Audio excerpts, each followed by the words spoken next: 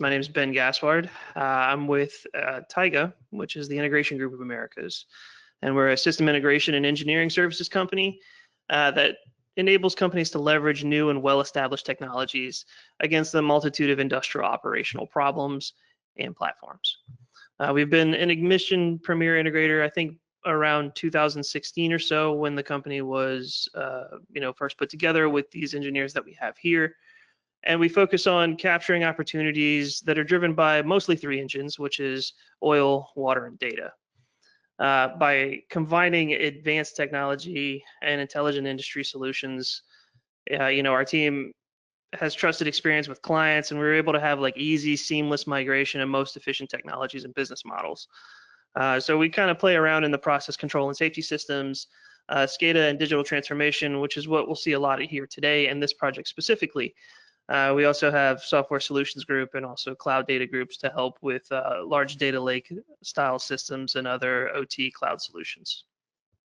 So onto the fun stuff. So the end user for this project that we were so graciously given the opportunity to do is EXCO, and they are an independent oil and gas company that kind of spans between a lot of different sections of the southern US, which is North Louisiana, East Texas, the Appalachia region, and South Texas. So we've been providing support for EXCO in their current or their previously current system at 7.9 since about 2019. We developed numerous custom requested features along this time, and we started to realize that, being in Vision and being in 7.9 and some of these things that we're going to go through, we had a lot of talk with them to improve this system and kind of do something unique in as far as a project goes for TIGA that we haven't done in the past. Since we were so used to doing migrations from one system to the other, one thing that we hadn't previously approached is migrating one to itself, and that is upgrading from 7.9 to 8.1. This was unique in the sense that instead of upgrading it directly, what we ended up doing was rebuilding the tag, the core data, the structure of the system from the back end first, and then vamping the gateway network as well to handle that load. So it was interesting to think, do we upgrade this? Do we keep the same functionalities we were in Vision? We decided not to, simply because of a couple reasons. And the bigger challenges that we identified and we've been able to identify over the time that we were supporting this. So we kind of always worked with this customer to see some of these pains and seeing how we can improve it.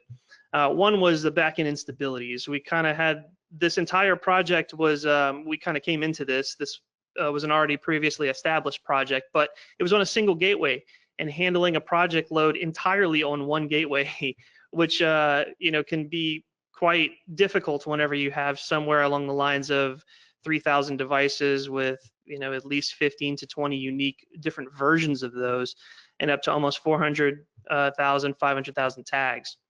They also had very big limitations with their HMI, mostly mobile. Field personnel was actually restricted to using Vision through a Citrix interface on their mobile devices. So they were actually zooming in using a mobile device. It wasn't very efficient or effective to be able to use that stuff in the field. Poor front-end performance was a big key indicator. That was the big identifying challenge, honestly. The thing that we bumped into was grids were loading extremely slow, navigation was loading slow, which caused ill-efficient, bad timings for things, and also just not very well optimized amounts for faster visualizations. So we had slow, large data requests. It was inconsistent HMI experience. Not everything would kind of display or read the same way or be formed the same way due to there just being multiple champions of views that were developed over many of years. So a lot of this HMI was built over time with requests from different champions, and while all great ideas, sometimes they weren't cohesive. Sometimes screens that were the greatest went unused because nobody knew where they were inside of the HMI. The navigation was sometimes inefficient and sometimes reliant on manual updates in sections that people no longer continue to produce anymore or continue to maintain.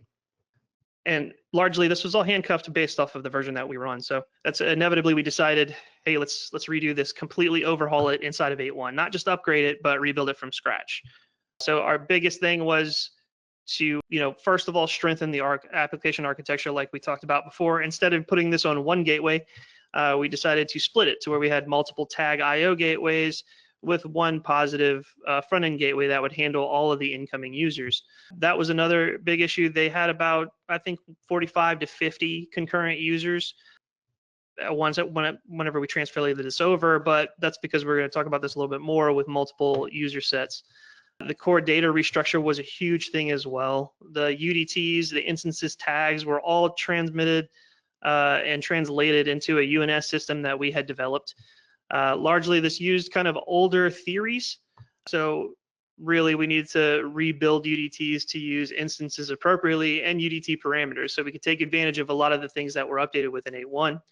That simplified metadata structure that we also produced during this time that we used back-end databases that weren't broken apart. So there weren't a lot of join queries for things that may have not been big groups of data that we needed to pull forward. So this helped with redesigning gateway scripts, reporting, alarm, even event handling for better performance all the way through and through.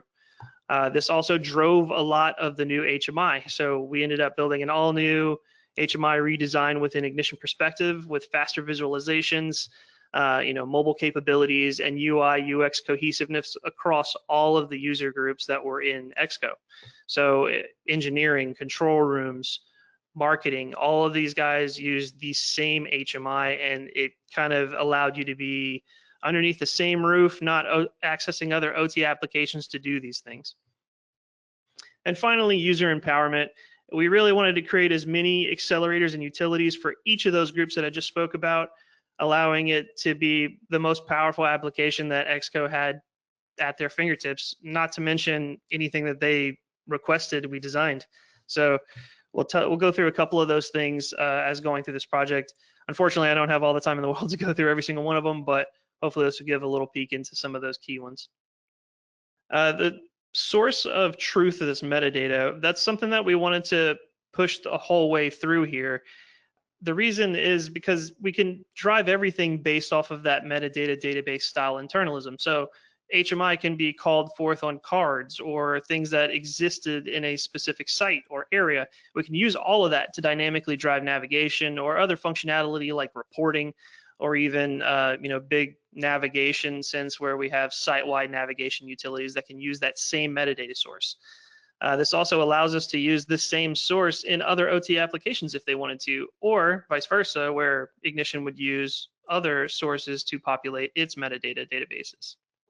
The new HMI was providing relevant data in less clicks, and that was huge, being that you can access the data from wherever you were rather than having to go somewhere to do it. There was always multiple screens you had to click in and then breadcrumb your way back up.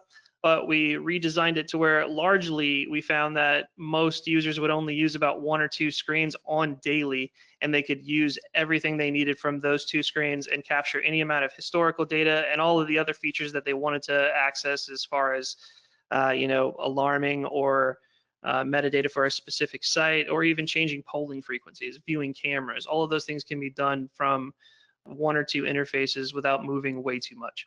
The big thing about in oil and gas specifically, they like to see a lot of data at a time and then shifting things between routes or areas or different assets or even different groups.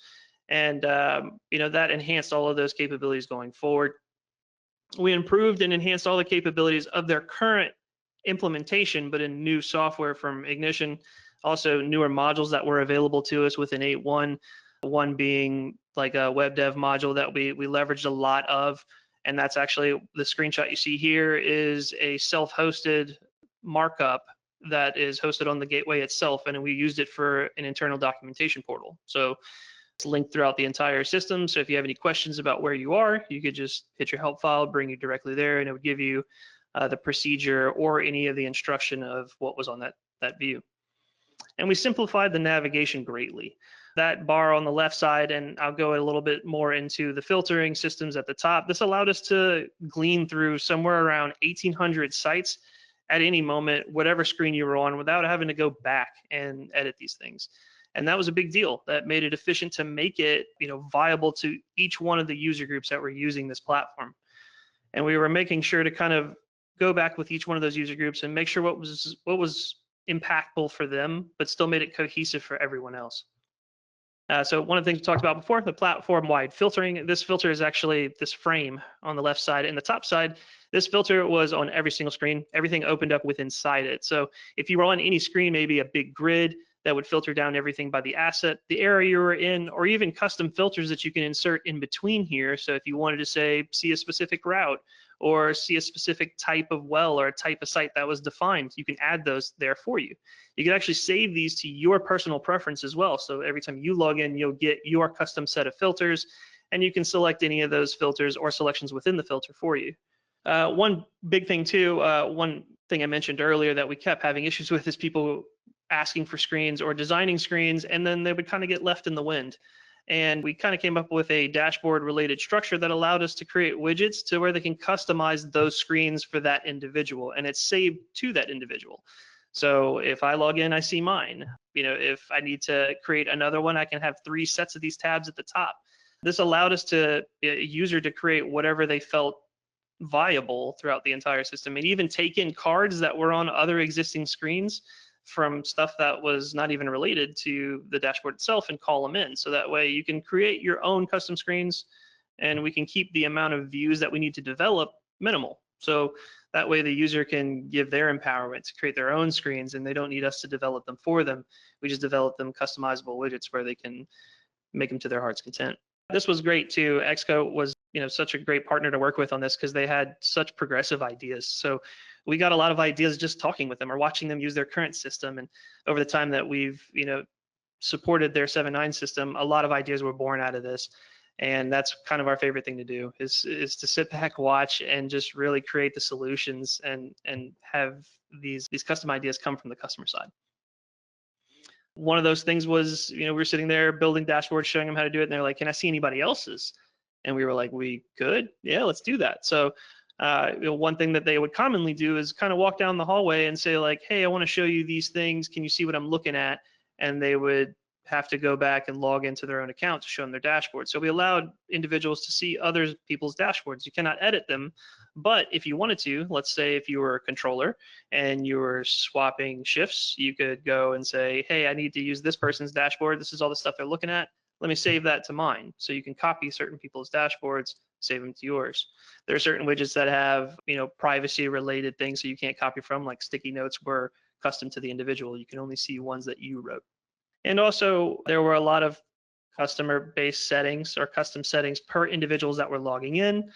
So you could set it to dark mode if you wanted to. You can have your navigation default to certain asset or area filters. All of the grids and tables that you see are all custom to yourself. So once you set them up and save them, when you log in, it's the way that you like it.